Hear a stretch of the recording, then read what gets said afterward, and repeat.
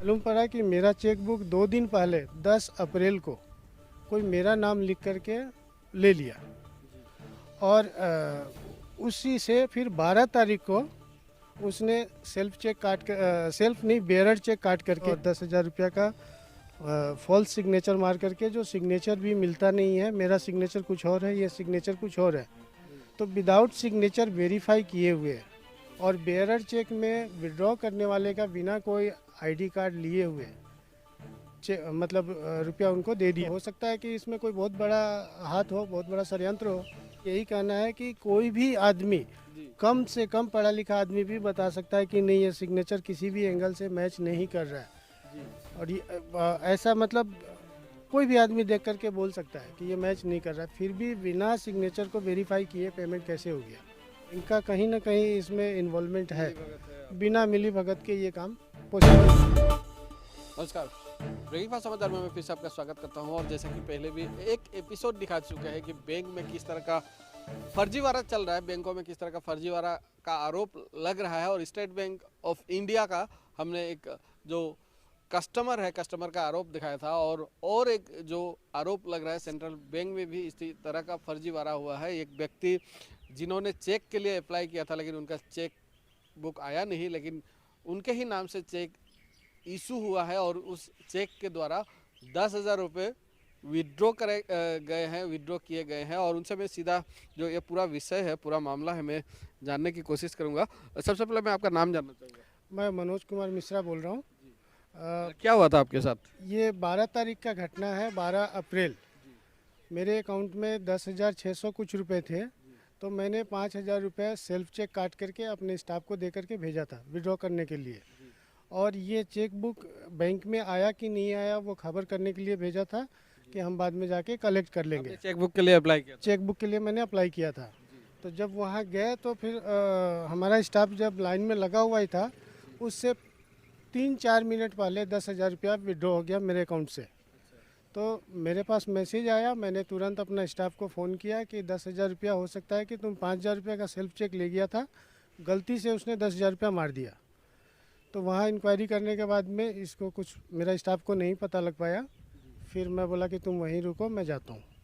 फिर मैं बैंक गया, बैंक जा कर के खबर किया तो मालूम पड़ा कि मेरा चेक बुक 2 दिन पहले 10 अप्रैल को कोई मेरा नाम लिख करके ले लिया और उसी से फिर 12 तारीख को उसने सेल्फ चेक काट कर सेल्फ नहीं बेयरर चेक काट करके जो कोई सुनील कुमार बोल करके ऐसे कुछ है, बेयरर चेक लिख करके और 10,000 रुपया का फॉल्स सिग्नेचर मार करके, जो सिग्नेचर भी मिलता नहीं है, मेरा सिग्नेचर कुछ और है, ये सिग्नेचर कुछ और है।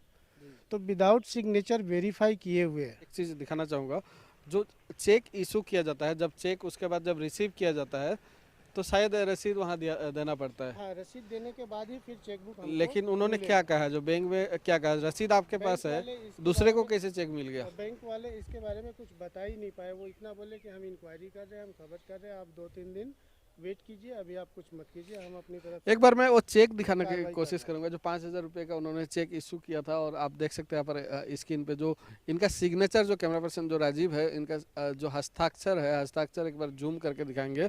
और ठीक इसके ऑपोजिट में जो जाली कहा जा रहा है, जो आरोप लग रहा है, जाली जो सिग्नेचर है, वो भी दिखाने की कोशिश कर रहा हूँ। कितना अंतर है दोनों में, आप देख सकते हैं हमारे स्क्रीन पे।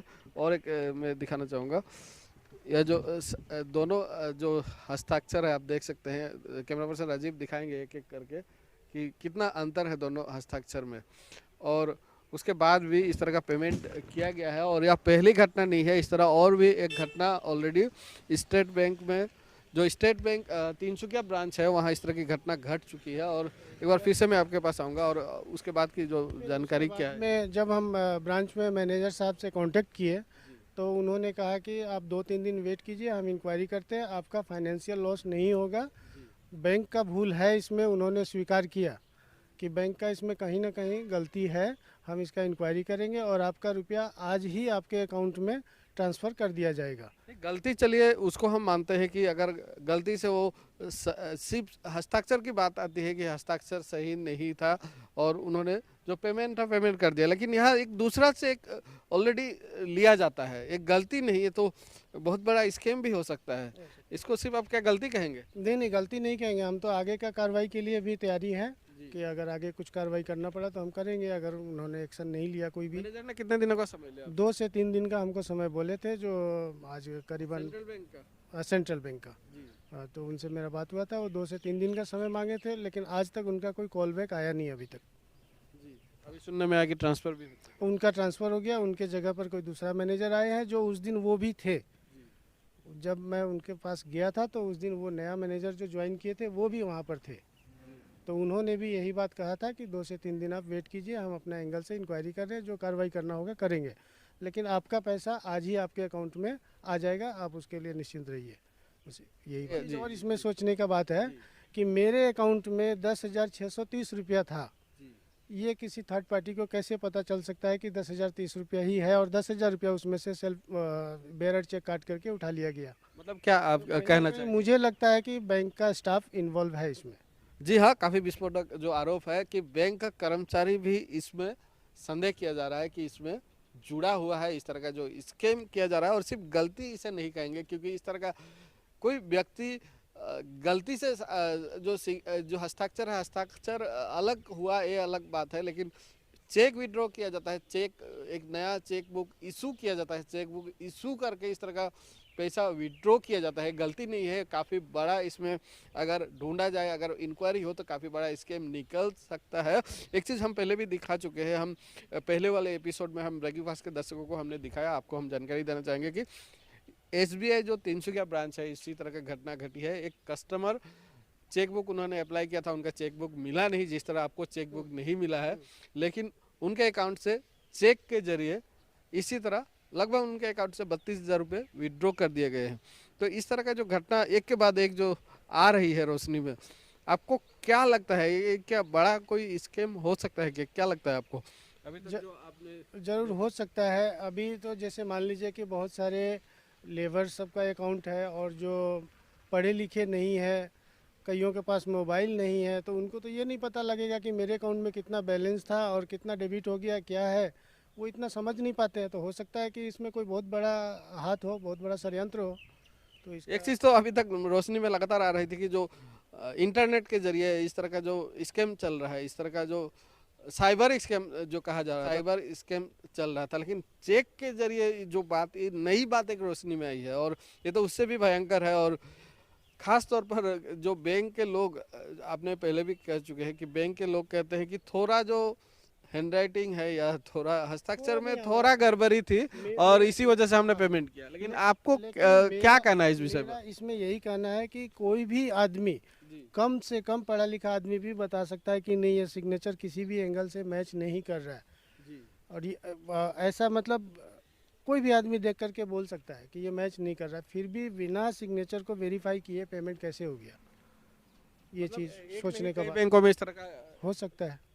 और एक बैंक में ऑलरेडी आ चुका है। हाँ, हो सकता है इसमें कुछ ना कुछ तो बैंक का कहीं ना कहीं इसमें इन्वॉल्वमेंट है।